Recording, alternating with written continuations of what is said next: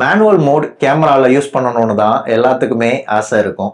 ஆனா ISO, aperture, shutter speed இது மூணுமே புரியலன்னா மேனுவல் மோட் யூஸ் பண்ணவே முடியாது.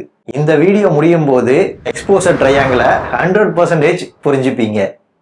ப்ரீவியஸ் எபிசோட்ல சோனி A7 IV பாடி வாங்கினதும் உடனே சேஞ்ச் பண்ண வேண்டிய 10 முக்கியமான செட்டிங்ஸ்லாம் என்னங்கிறத பார்த்தோம். இன்னைக்கு அந்த செட்டிங்ஸை யூஸ் பண்ணி மேனுவல் மோட் எப்படி ஒர்க் ஆகுது அப்படிங்கிறத பார்க்க போறோம். ஃபர்ஸ்ட், மேனுவல் மோடுனா என்ன? மேனுவல் மோட் அப்படின்னா கேமரா எதையுமே டிசைட் பண்ணாது. ISO, அப்பர்ச்சர், ஷட்டர் ஸ்பீட் இது மூணையுமே நாம தான் கண்ட்ரோல் பண்ணணும். இந்த மூணு செட்டிங்ஸும் தனித்தனியா இல்ல, ஒன்னு சேஞ்ச் பண்ணாலே அது இன்னொரு செட்டிங்கையும் பாதிக்கும்.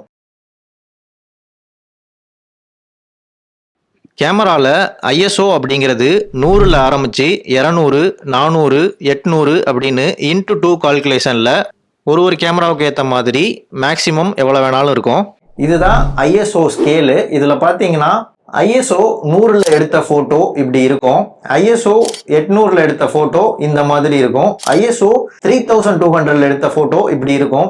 ISO 6400ல எடுத்த ஃபோட்டோ இந்த மாதிரி இருக்கும். ISOனா சென்சாருக்கு லைட் எவ்வளவு சென்சிட்டிவா இருக்கு அப்படிங்கிறத சொல்லுற செட்டிங் தான். ISO அதிகமானா ஃபோட்டோ பிரைட் ஆகும். ஆனா பிரைட்னஸ் மட்டும் வராது, கூடவே நாய்ஸும் சேர்ந்து வரும். அதனால டே லைட்ல ISO 100 வச்சு யூஸ் பண்ணலாம். இன்டோர்ல தேவையான அளவுக்கு மட்டும் ISO-வை இன்க்ரீஸ் பண்ணலாம். ISO லைட்டை மட்டும் கண்ட்ரோல் பண்றது மட்டும் இல்லாம நாய்ஸையும் கண்ட்ரோல் பண்ணும் அப்படிங்கிறத இந்த கம்பேரிசன்ல நம்ம பார்க்க முடியுது.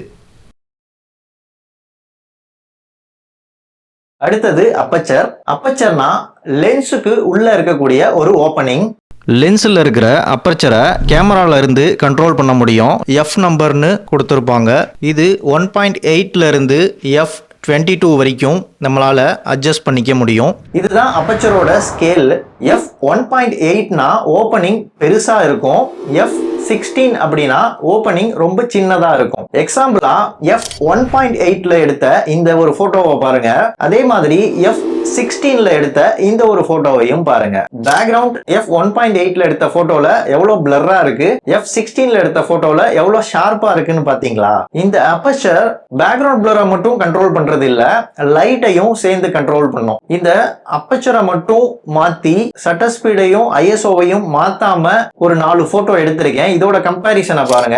F1.8ல எடுத்த போட்டோல எவ்வளவு பிரைட்டா இருக்கு, F16ல எடுத்த போட்டோ எந்த அளவுக்கு டார்க்கா இருக்குங்கிறத பாத்தீங்களா? சோ இப்படிதான் அப்பர்ச்சரும் லைட்டையும் கண்ட்ரோல் பண்ணுது, கூடவே டெப்த் ஆஃப் ஃபீல்ட் அதாவது பேக்ரவுண்ட் பிளரையும் கண்ட்ரோல் பண்ணுது. அடுத்தது ஷட்டர் ஸ்பீட். இந்த ஷட்டரோட வேகத்தை தான் நம்ம கணக்கு பண்ணுறோம்.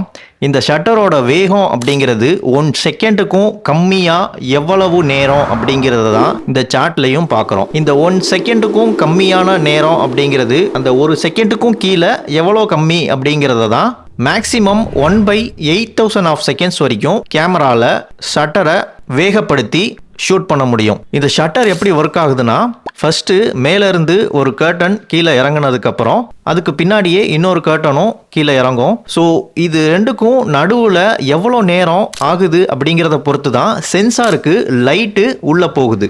ஷட்டர் ஸ்பீட்னா சென்சார் லைட்டை எவ்வளவு நேரம் பார்க்கணும்னு டிசைட் பண்றது தான் ஷட்டர் ஸ்பீட். எக்ஸாம்பிளுக்கு 1/30 ஷட்டர் ஸ்பீட்ல எடுத்த இந்த ஒரு போட்டோவை பாருங்க. இது எவ்வளோ மோஷன் பிளரோட இருக்குது. அதே மாதிரி 1/1000 ஷட்டர் ஸ்பீட்ல எடுத்த இந்த ஒரு போட்டோவை பாருங்க.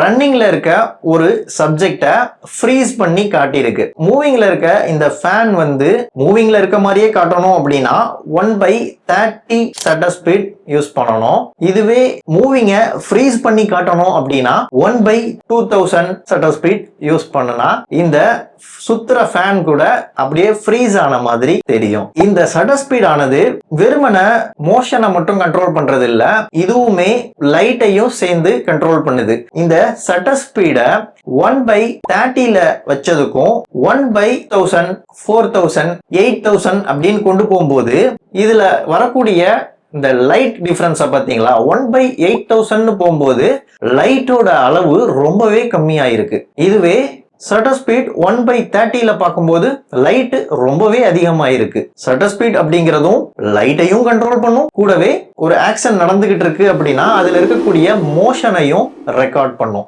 அதுதான் ஷட்டர் ஸ்பீட். ஸோ இப்போ ஐஎஸ்ஓ, அப்பச்சர், ஷட்டர் ஸ்பீட் இது மூணையும் கம்பைன் பண்ணி ஒரு போட்டோ எடுக்கிறேன். First photo ISO 100 f2.8 1/500 of seconds shutter ஸ்பீட்ல நம்ம இந்த ஒரு போட்டோவை எடுத்திருக்கோம்.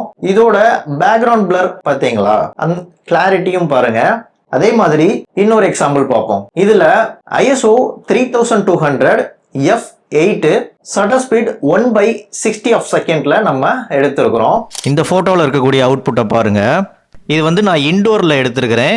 ஏன்னா இன்டோருக்கு தான் ஐஎஸ்ஓ நமக்கு அதிகப்படுத்தி ஷூட் பண்ணுற மாதிரி இருக்கும். ஸோ இப்படி தான் ஒரு செட்டிங்கை எவ்வளோ வைக்கிறோமோ அதே மாதிரி மற்ற 2 செட்டிங்கையும் வந்து அதுக்கு மேட்ச் பண்ணி நம்ம காம்பன்சேட் பண்ணணும். இதுதான் எக்ஸ்போசர் காம்பன்சேஷன் அப்படிங்கிறது. இந்த 3 செட்டிங்கையும் பேலன்ஸ் பண்ணுறது தான் ஒரு நல்ல எக்ஸ்போஷர்.